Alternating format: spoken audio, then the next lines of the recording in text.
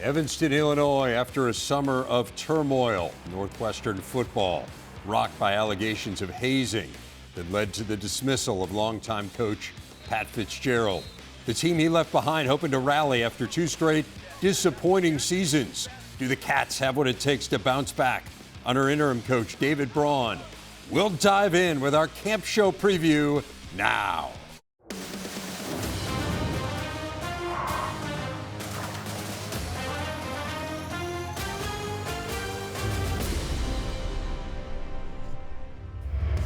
Welcome into our Big Ten Network studios. I'm Dave Revson.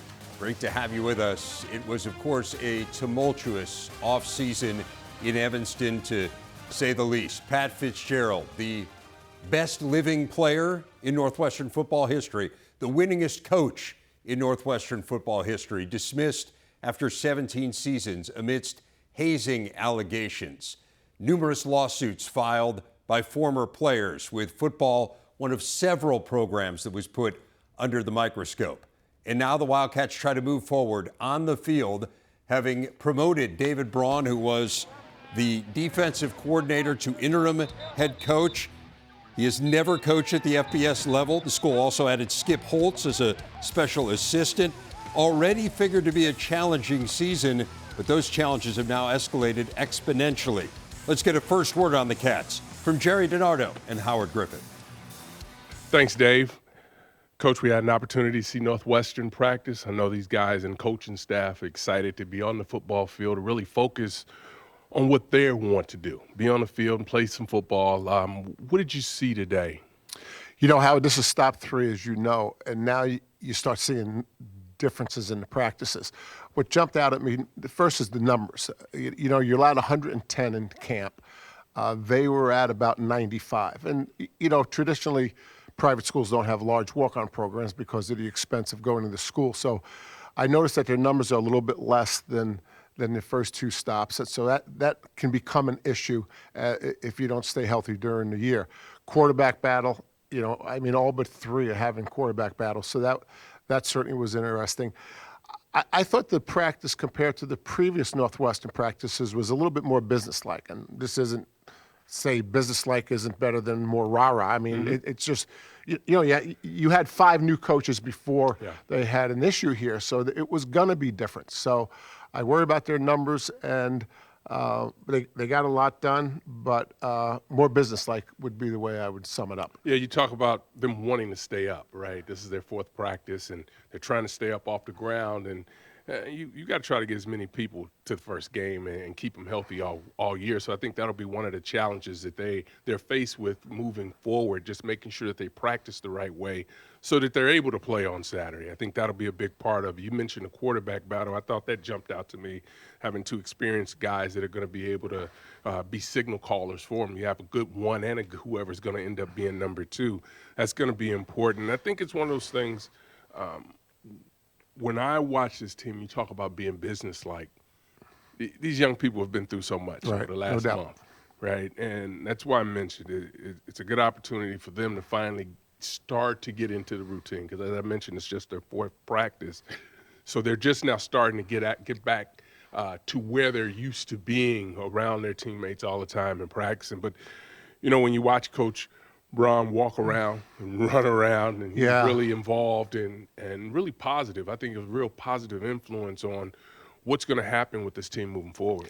Yeah, I mean, Coach Braun's got a really difficult job. I mean, he was hired to fix the defense. It still has to be fixed, not that they're not making progress. And then obviously everything else was thrown on his shoulders. So, you know, the practices are always going to reflect the personality and what the head coach wants it to look like. And he's just forming that. He wasn't the head coach in the spring. So I think he's under tremendous pressure just to keep this thing going. But he's also under pressure to set his blueprint on what a perfect Northwestern practice looks like. And I think maybe that's part of what I was saying, that this was a little bit more businesslike. You know, a little bit different than Fitz. Not good or bad, just a little different. But you got to give it to Coach Braun. He is doing everything humanly possible to get this thing right. And I think they've got him some help. Obviously, Coach Holt is going to be here. Terrific. Really gives him an opportunity to have a sounding board for some of the things that are going to be going on, because he still wants to, as you mentioned, fix this defense and get it back to where it needs to be. And when you start talking about all the other things that come along with being a head coach, it really takes that focus away. So I think this is going to be interesting. I think he's going to be so much better at the end of the year than he will at the beginning, just because of all the experiences that he's gone through and that he's had to deal with as far as the team is concerned. And I think I'm right if I say Skip Holt's only been here 4 days. Yeah. And so, he's just getting used to it. So to your point about Coach Braun getting better and better, those two are going to form a partnership as they go forward that's really going to benefit the players. And that's what everybody's here for, is the players. Yeah, players are important. Let's throw it back to Chicago and Dave. It was a rough year for Northwestern defensively, leading to the firing of former coordinator Jim O'Neill. They do bring a lot of production back from that unit, though, particularly at the linebacking spots, where Bryce Gallagher and Xander Mueller are both among the 6 top returning tacklers in the conference. There's Gallagher visiting with Howard. Bryce, thanks for joining me. Of course. Tell me some of the things that you've worked on coming into this season to take your game to the next level. Yeah, I think speed was definitely one of them, just getting a little faster this offseason, and part of that was just losing a couple pounds. A little too heavy last season, but just slimmed down a little bit to a good weight where I felt comfortable, and then just working on pass drops and making bigger plays to affect games and get wins. Now, I've got to ask how much you've lost now, right? Just like 4 pounds, that's it. Wow, Nothing crazy. But Nothing crazy. Huge difference. Benefit. Huge difference, for sure. Really? How about in the weight room? Did you see it there as well? Yeah, strength numbers went up, so it was a good off season for sure. I'm excited for the season, looking forward to it. Some of the things on the field you want to get accomplished. Yeah, like I said, just pass games, making bigger plays, affecting the game, getting punch outs, turnovers, just stuff like that can really help us get wins. What are some of the keys for this defense to be effective? I think it's communication, making sure we're all on the same page, and then just that mentality that we're going to get 11 hats to the ball every play, just everyone going full speed at all times, just flying around, having fun out there is the biggest thing, and just, like I said, communication, making sure we're all on the same page. Talk a little bit about your linebacker group.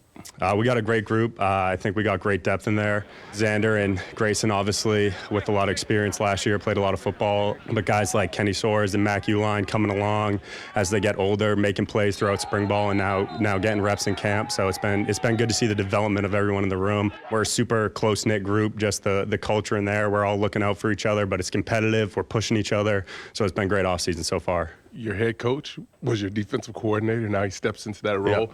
How have you watched him grow? It's been great. Obviously devastated that Coach Fitz is gone. Miss him a ton for sure. But full belief in Coach Braun. He's came in, and the cool thing about Coach Braun is when he came in, he sat down with all of us, and he didn't even talk about scheme. He didn't talk about X's and O's. He just wanted to get us to know us on a personal level. And even the offensive guys just saying that Coach Braun came in and he was relating with them even through spring ball. And obviously now is the head coach, but he's just come in, got to know us, showed that he truly cares about us. And then as far as scheme and stuff, he's brought a lot of great stuff with him that we're looking forward to continue to work on and perfect and get ready to go this fall. Have you seen the offensive line starting to develop? Lost some guys last year, but there's some new players that are stepping into that role. Yeah, there's a ton of depth in that room, I think, as well. Going against those guys in spring ball and now camp, they've done a fantastic job. They're physical, they're tenacious, and I've seen great things out of them so far. How about the leadership? How have you watched that grow? Both sides of the ball. Both sides of the ball. Yeah. I think we've come together. Obviously, didn't get the results we wanted last season, so just kind of coming back to the drawing board, see what we can do better as leaders to get more results on the field and produce more wins to come this fall. It's great. Have a great year. Stay healthy. I appreciate it. Thank you. The last 2 years have been a struggle for Northwestern offensively. Will an infusion of talent from the portal help reverse that trend? The guys will let you know next.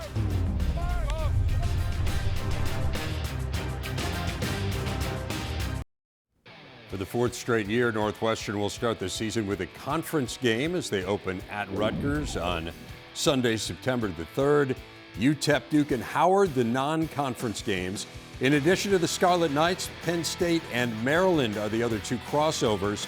They hope to put more points up on the board than a season ago, score fewer than 14 per game, worst in the Power 5. Jerry and Howard on how the offense looked today. You look at the schedule, that first game is always going to be a big one. particularly once you have a quarterback battle, which they have one brewing here. What did you see from the quarterbacks today? You know, it's going to be a tough decision. I mean, I know they're early in camp.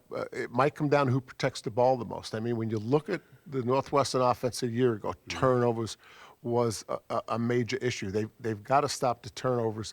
And it was interesting to hear Coach Braun when we were talking to him earlier, Howard, when he said, I don't know whether to be happy or sad, because when I was a defensive coordinator, we were trying to take him away, and now I'm looking at the big picture. And basically what he said is we've had very few turnovers, which means the offense is protecting the ball, but his background is to take it away. Anyway, they certainly address it, but the quarterback who protects the ball the best and makes the best decision, my guess is going to be the starter. And you probably can make the argument one of the reasons this team has really been slowed the last couple of years is because of those turnovers. So you got to be able to take care of the football. I think the running back room is a strong room for them right now. They have some younger players that are coming on, but when you start to look at the first couple, those are some guys that really can play and have experience in this league. Yeah, I thought the running backs had a really good day. They were sharp in their cuts. It looks like they were, they're running some option like everybody has. They were on the mesh points. I thought they had a good feel for the zone play, which you ran 100 years ago when you were running it. So I think you're right. Offensive line, only 2 starters returning. Coach Anderson, he's always had good offensive lines. I don't know why we would expect anything different this time. Yeah, I think it's just going to take some time, right? It's going to take some time for that group to gel and to be able to have the effect that they need, because they're going to have to be able to protect the quarterback so they can throw it vertically down the field. You look at that wide receiver group, they get AJ Henning coming over from Michigan, the transfer. I think he's going to be a big boost for them offensively, not just in the offense, but also special teams to help them in that area. Yeah, no doubt. The other thing, too, I mentioned Coach Anderson. Coach Bajakian had a great attitude as he was talking to you and I. He's been around a lot of football. He knows this is going to be a tough camp. He knows that it's been tough times here for the last few months. And he has such a great attitude. And I think he really has connected since he's been here with the offensive players. And if they ever needed a really good connection with a coach, this is the time they need it, and I think he'll give it to them. Yeah, and I think you mentioned it, being able to take care of the football has got to be critical for them. They've got to be able to also run the football. You just can't, as you talk about, can't turn things into a pass rush drill each down. They've got to be able to run the ball effectively. And they open with Rutgers. And if I remember, every time I go to a Greg Schiano practice, they're constantly trying to strip the ball and so on and so forth. So right from the get-go, the first game, they're going to really have to protect the ball. And you talk about, emphasizing some of the things that are important. It's one of the things we saw at practice today, a lot of turnover drills to make sure that you're taking care of the football. Right. So they ran them through a lot of drills early to make sure that they're protecting that football, and obviously the defense is trying to take it away. But they're going to have to do that. And as you mentioned, I think it's going to be key for them to be able to do that. So offense is going to be a big part of what happens with this football team this year, Dave. Northwestern hasn't had much success at quarterback in recent years, but there's no lack of candidates. Ryan Helinski, Brendan Sullivan both started games for the Cats last year before getting injured. Ben Bryant transfers in after starting at both Eastern Michigan and Cincinnati. To shed some light on the offense, Jerry with O-line coach Kurt Anderson. Coach, let's start with your expertise. You have to rebuild an offensive line. I believe only 2 starters are coming back. Tell us about the offensive line. Yeah, obviously with Peter leaving after his junior year, obviously always great to have the 11th overall pick. But when you lose somebody like that, it's hard to replace somebody like that. But you go back to 2020 when Rashawn left, and we had Peter as a true freshman and didn't know how he was going to adjust and fill those shoes. But I constantly tell the guys in the room all the time that there's an expectation for the position. You're not trying to replace somebody else, fill their shoes. The expectation of what a left tackle is for Northwestern, the standard that we have. Going into the season, where did you feel like the strength of the offense was? I think there's a definite camaraderie among the group. Sometimes camaraderie kind of supersedes talent sometimes if that's possible. But when you put have a togetherness, a brotherhood, and then you go play good football, that's when things are good. But I think really as far as position groups, our tight end group is deep, veteran guys, guys that are multiple, guys that can put their hand in the ground and become an extension of the offensive line. We got guys that can spread out and attack you from almost a receiver standpoint. And we got a couple guys that can do both. And so I think our ability to get into different personnel groups and have it look as though we're in other personnel groups or play out as other personnel groups can put a defense in a little bit of a bind. So when you got tight ends that can do that obviously is our strength. And then, I think the running backs got very talented. Really like what I'm seeing out of Cam Porter, and really this early in fall camp, he looks like he has improved his game, and I think he feels confident coming off of, even though he was back last year from his injury. You know how it goes when you have a knee. Sometimes it takes a little bit of time to feel confident in what you're doing, and you see that confidence in him. Tell us about the two quarterback battle, what you've observed so far. Yeah, Brendan's a guy that, was kind of thrust into that role last year. Very athletically talented, strong arm. And with your coaching experience that sometimes when you're a young quarterback, it's about processing some things and seeing things as they unfold and being able to go through your progressions and how you manage a game and stuff like that. Seeing great growth from him in those respects. He's making smart decisions with the football, using his feet when he has to use his feet. And then with Ben Bryant, I mean, you're talking about a winner. He won at Eastern Michigan. He won it at Cincinnati.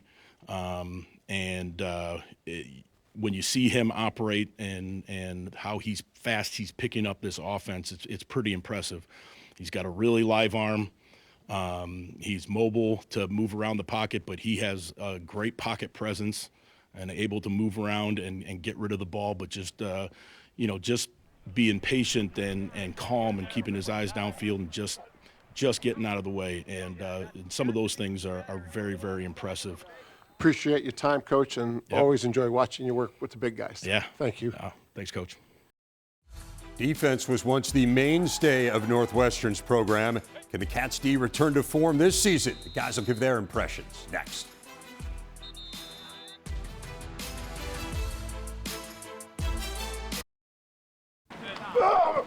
Oh, you felt that one, didn't you? I love it. It's all about legitimizing it.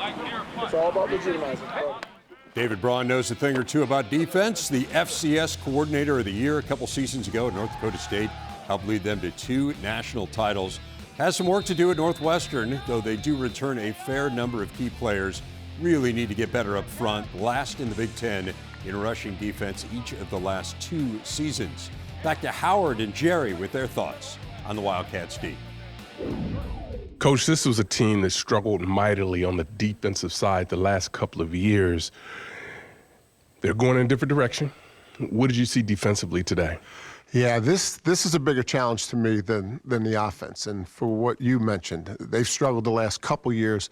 Prior to that, they were a really good defensive team, as we all know. So they hired David Braun, right? Come in, and he's changing things. I mean, you would expect him to, right? I mean, if the last stuff was working, he wouldn't be here. So he comes in to make some changes, to make some schematic changes, to energize the defense, to get the defense back to how confident they were a few years ago, and then he becomes the head coach. And so his challenges are just as, I think, as big as you can get as a coach in a college football situation. So they're changing what they're doing, which I think is a good thing. Executing it, and you mentioned Skip Holtz earlier, Howard. It might have something to do with how much Skip Holtz helps him, right? To let him be more of a traditional defensive coordinator, if you will. Yeah, I think that'll be a key part of it, right? He's got to be able to trust the guys, in the other room, the offensive room, and also special teams to be able to handle their assignment, because he still has a huge assignment in front of him to really get this defense back. But one of the things that jumps out to me when I think about him, or just being around him media day and also now at practice, a big part of it is showing your players that you care. Because guys will do anything when they know that the guy in the front of the room cares. And he really has a way about him to be able to connect with these players. And I think that's really going to help him. What'd you see from the defensive line that'll be able to give him some pressure maybe up front? Yeah, if I recall, the defensive line was struggling last spring. I don't think they were at full strength, probably through some injuries. They look like they're getting better. I think they have a ways to go. It looks like the back end may be the strength of the defense. I thought they were impressive. You know, linebackers these days are so hard to evaluate because they're, you know, most people are just playing with two, and then what Coach Braun called it the slide. They need a slide backer. So I learned something new about defense. There's something called slide. I'm guessing that's the guy who slides from the box out there, depending on formation. You need a guy who cover the slot sometime. Right. You don't want to be able to give away that you're going to run, bring that nickel in. So, but we have seen, this is our third stop. We have seen good line of scrimmages at Nebraska and good line of scrimmages at Minnesota. So to answer your question, the defensive lines, they've got to come some in camp, because, you know, if the tip of the iceberg is Nebraska and Minnesota up front, you know, we're going to see some really good offense and defensive lines. Gallagher coming back to the linebacker position, a lot of tackles. He's going to have to be able to lead this team in that category once again. But having the leadership there, I think, is important. You mentioned the back end. I thought Hollis really made some outstanding plays, and he started in special teams. I think he got a block punt there, and then he had a PBU. I think he had a takeaway as well. So he really had a nice day. And I really like the way the secondary was really challenging everything, and they were really rallying to the ball. Yeah, and the more things the secondary sees during camp, and again, you know, nobody beats up their team in camp, but, you know, this is a new defense. So at halftime of Rutgers, that'll be the first time David Braun has made an adjustment with this group.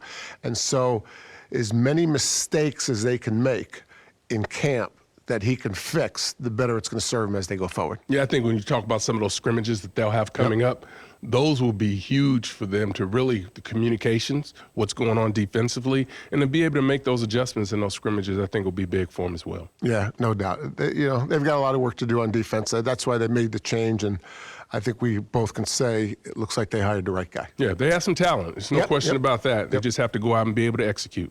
Back to you, Dave. The defensive issues of the last 2 years quite pronounced after the retirement of Mike Hankwitz.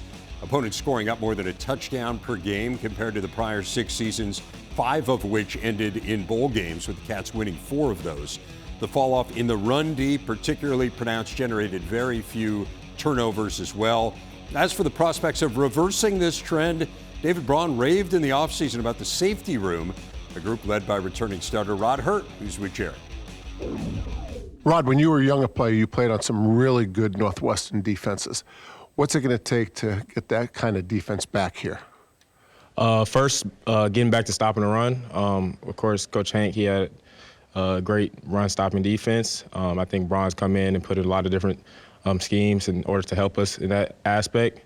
And second, getting more takeaways. I mean, last year, I felt like we came up short on the takeaways, but this year, you know, with Braun's new defense and the new scheme, I think we're going to be able to get a lot more plays out there. How different is the scheme? There's some tweaks and some changes. Of course, you know, there's always going to be some carryover, but I think the new things that added to the defense are definitely going to help us make more plays and get more guys to the ball. Coach Braun, tell us about him as the defensive coordinator, not necessarily as the head coach. What's he like? He's a player's coach. He's all for the players, very energetic, always, you know, looking to find ways to, you know, make guys better. He's come in, he's found ways to, you know, support the young guys and develop the younger guys on the roster as well. He's done a great job. You're one of the older players. You've been here through good times and bad times. What kind of leader are you? A player's leader. You know, I'm a servant leader, I would say. I always find ways to, you know, help the guys, you know, that are struggling here and there, or, you know, find ways to do things better, to add anywhere I can to ensure that, we go out there on Saturdays and perform at our best. You guys have been through some tough times, obviously. How have you helped the younger guys just make sure they're okay with everything? Just talking to them, getting in their head, seeing where they're at, supporting them wherever they need it. I've been here a long time. I've seen a lot, and just giving them guidance wherever I can. Yeah. Who are some of the other leaders on defense along with you? Of course, Bryce, Coco. In the safety room, we have Jod. He's a good leader down the D-line. Najee is doing a lot, helping the D-line get together and, making sure that we all get together and go out there and show everybody what we're made of. Most important thing you have to get done before you play Rutgers? That's a tough question. There's a lot of things we got to work on. It's always a work in progress. Yeah. What are some of the most important things? Where do you need to progress the most? I think overall just developing the entire roster. We have a lot of great talent and a lot of young guys that are going to play for us this year. So making sure that everybody's right and ready to go out there and perform at their best. Well, I'm sure you'll be a big part of the leadership. Have a great definitely. year. Appreciate it. Appreciate your time. Old faces in new places. The Cats hoping to get a shot in the arm from former Michigan receiver AJ Henning, football star, social media star. Next.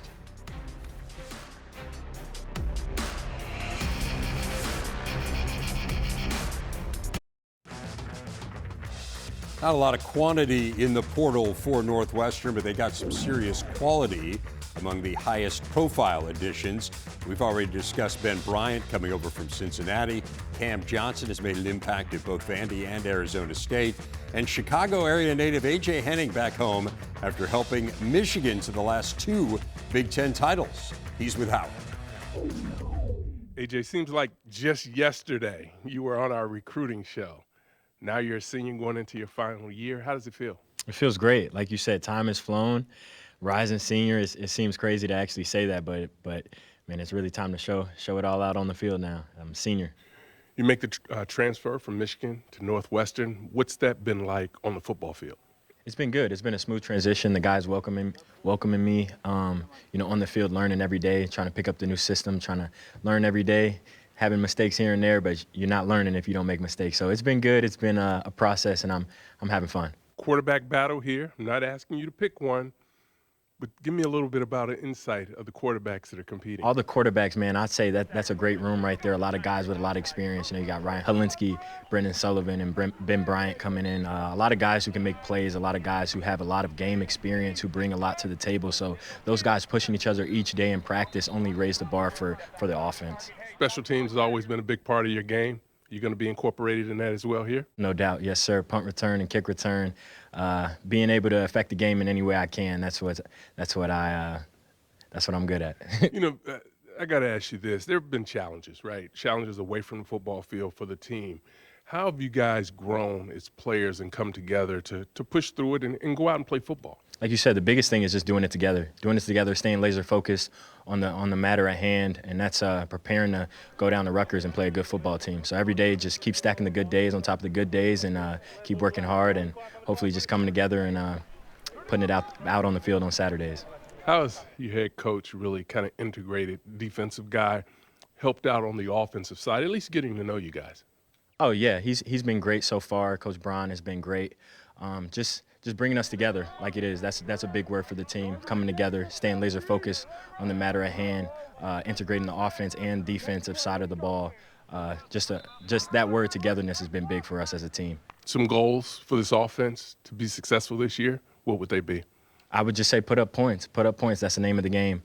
We have a lot of playmakers on the offensive side of the ball. Like you said, in the QB room, there's a lot of depth, a lot of experienced guys on the offense in general. So having those guys will help develop the young guys as well as we come and build depth. And I think that'll build success as an offense. Let's talk TikTok. Man. I'm just asking. I mean, you're a TikTok star as well. Yeah. What do you got, like 13 million followers and likes? I mean, you're a star. Not 13 million. I have a big following. I would say. When you say big, what do you mean? 500,000, 1 million, 2 million? Where's the number? Close to 500,000, 450K. Yeah, I know. What's I know it been for like sure. building your brand? I feel like during the new times of college football now, building a brand has been an important part.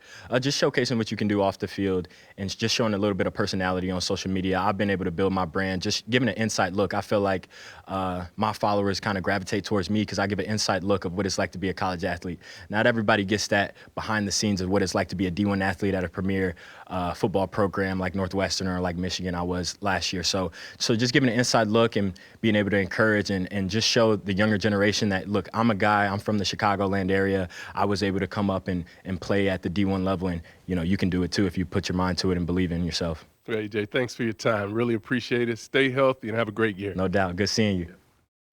Up next, the man who's trying to fit all of this together, David Braun, in a most unexpected role. He will sit down to talk it over with the guys straight ahead.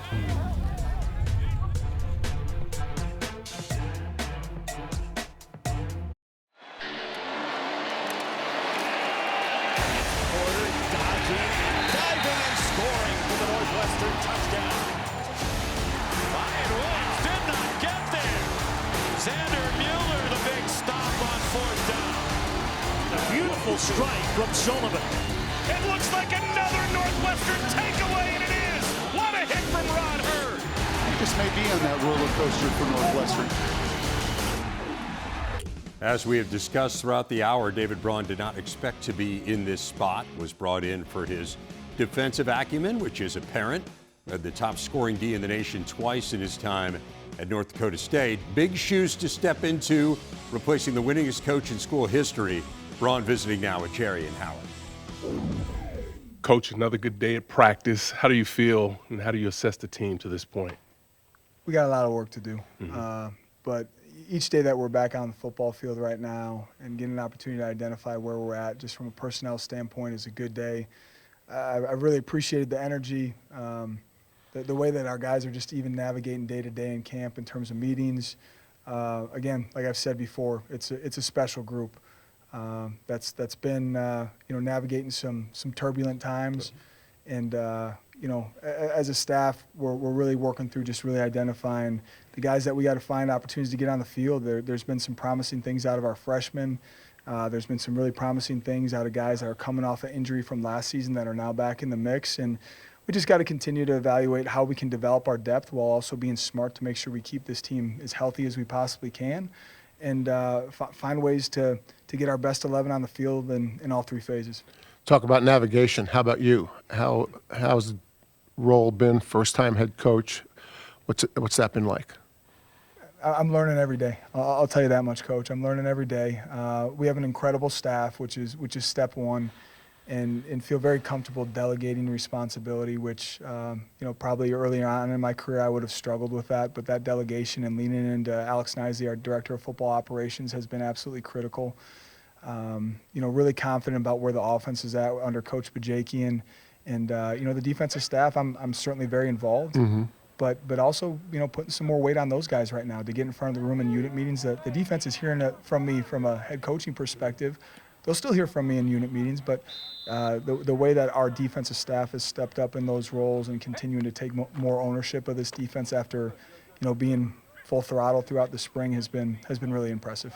How much time are you getting to spend in some of the offensive meetings? Because as you mentioned, you're having to delegate, but now you have to kind of get around to everyone on the team, offensive guys, defensive, special teams. How's that been working for you? There's been conversations, with Mike and with Kurt and with the offensive staff, and just really identifying, their views and who we have from a personnel standpoint, and how we can find ways to play complementary football this year and win.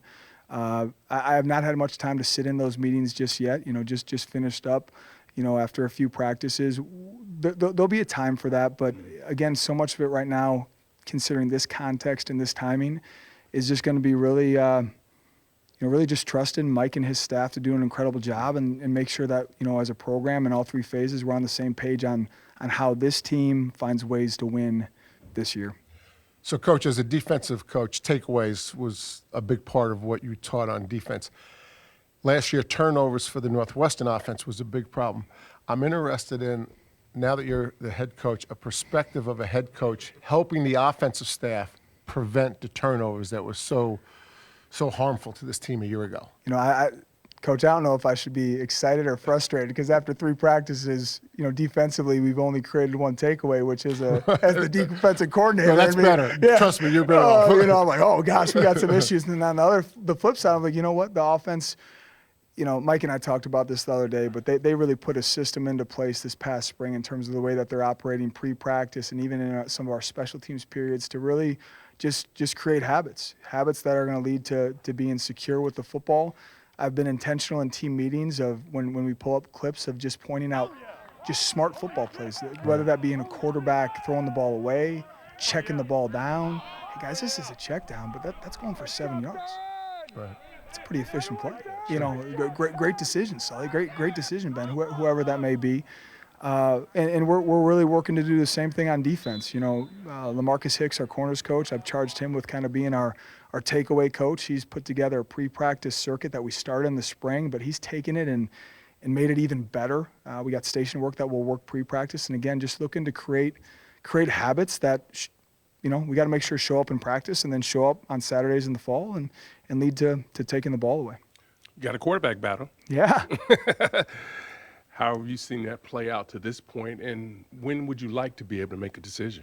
You know, I would love to feel very confident of how we're moving forward once we get through our second scrimmage, roughly 2 weeks out from Rutgers, and just, you know, we're going to have 2 weeks of preparation where we kind of get into our rhythm and routine and would like to have a decision made by then just so that, you know, whoever that may be can get in that rhythm and our guys can feel comfortable in their roles moving forward. The thing that I can say with absolute confidence is whoever gets named our starting quarterback, I think that individual, that young man is going to be the best version of himself. There is true competition in there right now, and I think you're starting to see the best of everyone come out because of it. When you talk about having that battle, it's different for you, right? The way you look at the battle, just because I'm guessing you haven't had to make a decision on who the starting quarterback has to be in your previous coaching stints. What are you thinking that needs to happen from the quarterback position? You know, I go back to my observations in my time at North Dakota State. You know, I always joke in recruiting, you know, if I get a quarterback in my area as an area recruiter, I'll take 2 minutes, you know, a 2-minute look at the highlight film, and when in doubt, pass it on to the quarterback coach. You know, I don't need to be evaluating, you know, throwing motion or any of that. But what I can say, and what I've always prided myself on as a recruiter in recruiting quarterbacks, is just really identifying the intangibles about a young man that are so critical to being a winning quarterback. And, you know, the things that I observed when Carson Wentz would come back to Fargo, my time around Easton Stick, my time around Trey Lance, you know, my time around now Cam Miller, who's the quarterback up there, you know, all were different in terms of their footwork, their athleticism, their arm talent, but there was a common thread within those young men that the locker room rallied around those guys. They wanted to battle and do whatever it took to win for those guys. Those guys were great teammates to everyone on that roster. I mean, everyone. I mean, there's people that still talk around the Fargo Dome that are, you know, custodial staff around the Fargo Dome that talk about their interactions with Easton Stick. They treated people the right way. They just naturally led and rallied people. And those are the things that I'm paying attention to as we navigate this as a staff. Coach, what are the position groups closest to being ready, or you can predict that they'll be ready for the opener, and what are the position groups that maybe are the furthest away? Yeah, you know, I think the quarterback position honestly lends itself to being ready just because the competition that exists in that room right now. I'm really excited about the top end of that running back room. You know, with Cam Porter specifically, it's just the depth that's going to have to develop in that room. The O-line's going to get there. It needs more time. I would say that tight end group is, I mean, it is veteran, it is deep. I'm excited to tap into that group. And I would say that the wide receiver group is very similar to the O-line. I'm very confident in both those groups executing at the level that they need to come game day. But both those groups critically need camp for development and continuity and rhythm. You know, on the defensive side of the ball, I would put the D-line in the group of the O-line. That group's got something to it. It's just not there yet. You know, we better go to work these next couple weeks. The linebacker room, I think we know what we have with the veteran leadership in that room. We need to continue to identify who our slot area defender can be against some of those spread teams, truly our nickel. The safety room, we got to lean into that depth. I mean, that group's similar to the tight end room on the offensive side of the ball. There's depth, there's experience. And, you know, the corner room, very athletic. Some really good competition in that room right now. Confident about the way that group's going to be able to play. But similar to the QB room, there's still some decisions to be made in that room right now. Slide area defender. I like that. I learned something today. Thank you. Coach, you've talked about just how resilient these young people are going through this situation here. Who are some of the leaders that now, when you walk out on the football field, that you feel confident and are doing a great job of leading on the football field? Yeah. Bryce Gallagher, Cam Porter, Rod Hurd.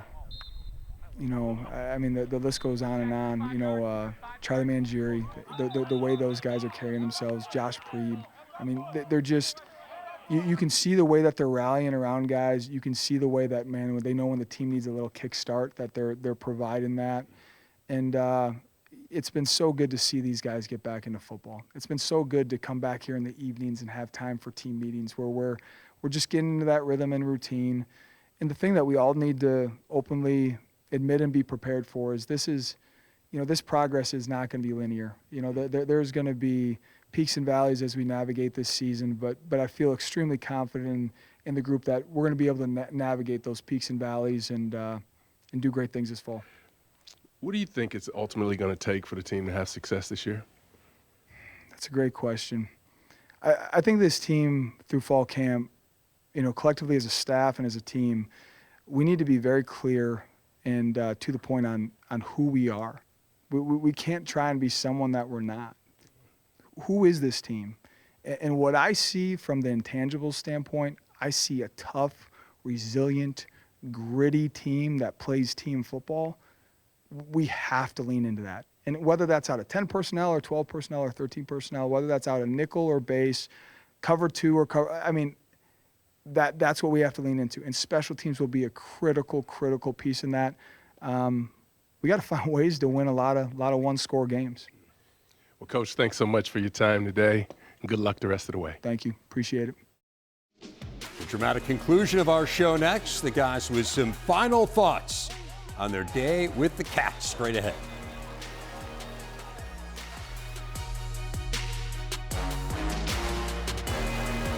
Wrapping things up from Evanston, been a struggle for Northwestern. 11 straight losses entering the season. That is the longest active streak nationally, their longest since the 1980s.